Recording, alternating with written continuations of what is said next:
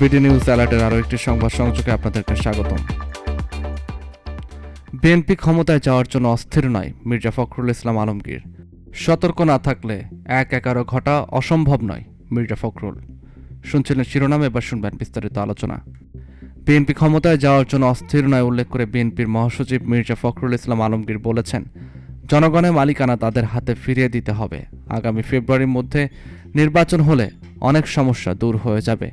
বৃহস্পতিবার ৩১ জুলাই দুপুরে জাতীয় প্রেস ক্লাবে জুলাই-আগস্ট অভ্যুত্থানের বর্ষপূর্তি উপলক্ষে আলোচনা সভায় তিনি এসব কথা বলেন।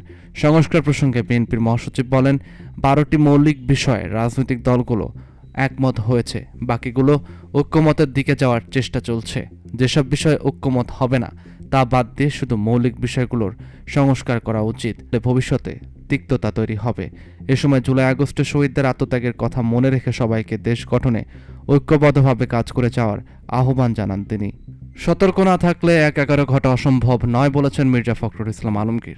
বর্তমান রাজনৈতিক পরিস্থিতিতে সামনের দিনগুলোতে সবাইকে ঐক্যবদ্ধ সতর্ক থাকার আহ্বান জানিয়েছেন বিএনপির মহাসচিব মির্জা ফখরুল ইসলাম আলমগীর। বৃহস্পতিবার ৩১ জুলাই এক অনুষ্ঠানে তিনি এই আহ্বান জানান। মির্জা ফখরুল বলেন, খুব সতর্ক থাকতে হবে, কিছু ঘটনা ঘটছে যার আলামত ভালো না।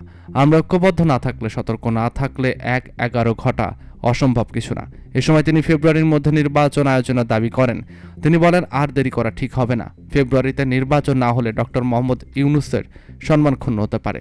বিএনপির মহাসচিব বলেন, জুলাইয়ের স্পিরিট থেকে বাংলাদেশ সরে গেছে। এখন ঐক্যের জন্য নয়, এখন আমরা নিজের জন্য লড়ছি। তরুণরা এখন চাঁদার জন্য চিঠি দিচ্ছে। এই অবস্থায় বিএনপি সংস্কার চায় জানিয়ে তিনি বলেন, সংক্ষেপে সংস্কার করা যেত, কিন্তু সরকার সংস্কারের কথা বলে অনেক জিনিস নিয়ে আসছে, যেমন পিআর। দেশের মানুষ যেটা বুঝেই না, এদেশে একটা মহল আছে যারা গণতন্ত্র চায় না।